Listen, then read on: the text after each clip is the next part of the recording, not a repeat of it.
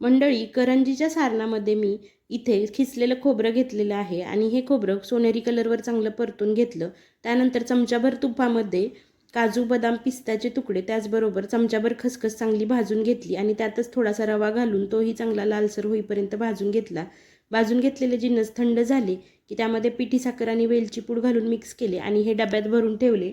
दुसऱ्या दिवशी मला याची पुडाची करंजी बनवायची होती. पुडाची करंजी आणि साधी करंजी जी आहे त्याच्यामध्ये सेमच सारण असतं, खोबरं आणि रवा, ड्रायफ्रूट याचं.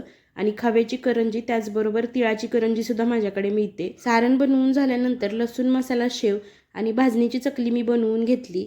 त्यानंतर संध्याकाळी स्वयंपाक करत होते तोपर्यंत अमोद आणि त्याच्या बाबांनी त्याला हा चार्ट बनवायला सांगितलेला होता स्कूलमध्ये, तो बनवून घेतला.